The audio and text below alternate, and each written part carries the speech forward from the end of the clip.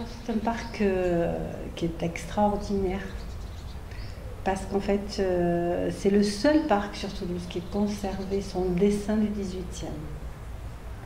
Il achète Rennery, Guillaume du Barry, en 1780, vous voyez, juste 9 ans avant la Révolution française. Et il se fait plaisir, c'est vraiment quelqu'un de cultivé, une personne de goût, vraiment une personne des Lumières, et il se fait plaisir.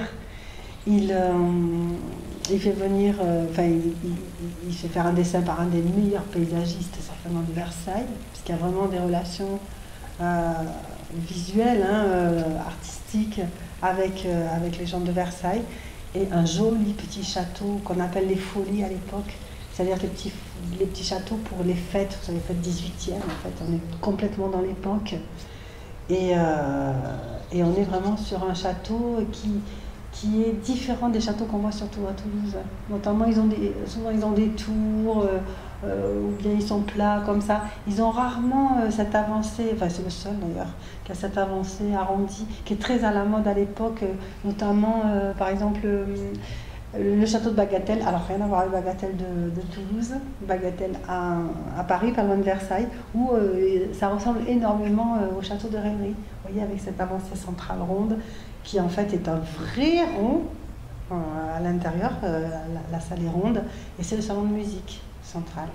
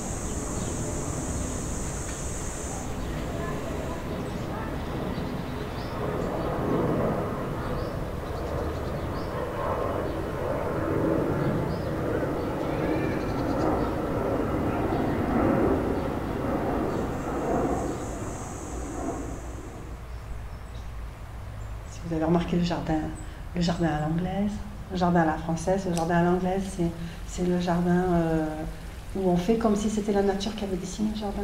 Mais c'est très dessiné, c'est très calculé, mais on fait comme si c'était la nature. C'est pour ça qu'ils sont réputés pour être broussailleux, fouillis, comme la nature. Mais quelque part, c'est quand même dessiné par la main de l'homme.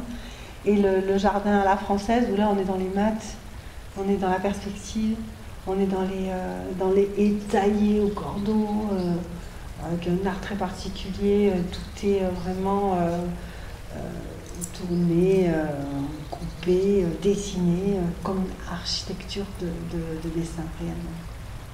Et le jardin du siècle des Lumières, c'est-à-dire vraiment un jardin conçu entre l'art, la beauté, le loisir, mais la science aussi.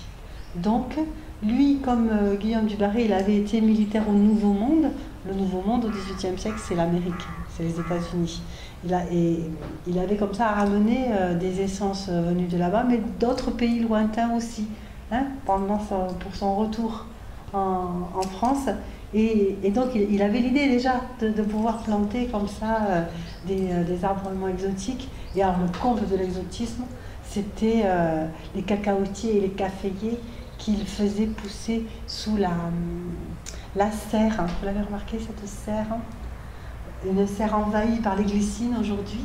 Et on a des textes historiques. Alors pour les historiens, évidemment, c'est jouissif de tomber sur des textes comme ça, où une jeune fille décrit les cacaotiers et caféiers extraordinaires de la serre au sud du Berry.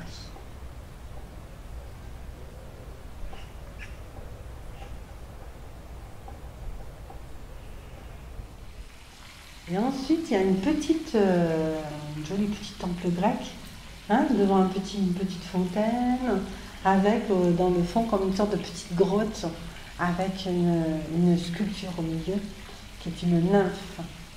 Et les nymphes, ce sont les anciennes déesses grecques de l'inspiration des poètes. Mon quartier. Dans mon quartier, les gens se saluent, même assis sur les talus. Plein d'élan de solidarité, donnant naissance aux amitiés. Un monument historique appartenant à un conte nous plonge dans le passé sans nous faire de rhétorique. De sa vie, il nous raconte les événements qui nous ont précédés. Il s'y trouve un jardin remarquable et même si s'impose l'érable, à l'intérieur, les arbres du monde s'y réunissent et font la ronde. Il y a même des écureuils qui sautillent sur les tilleuls. Non loin de là, un lac magnifique, apaisant et à l'aspect féerique. Un jardin d'enfants ombragé accueille les repas partagés. Il y défile en couleurs les saisons, défiant ainsi la sagesse et la raison. L'été d'un sourire verdoyant écoute le chant des cigales attrayants. Le printemps fleurit toute plante, l'herbe libère des odeurs de menthe. Les canetons se promènent, maman canne les mène. L'automne d'un rouge flamboyant laisse place à un hiver bienveillant.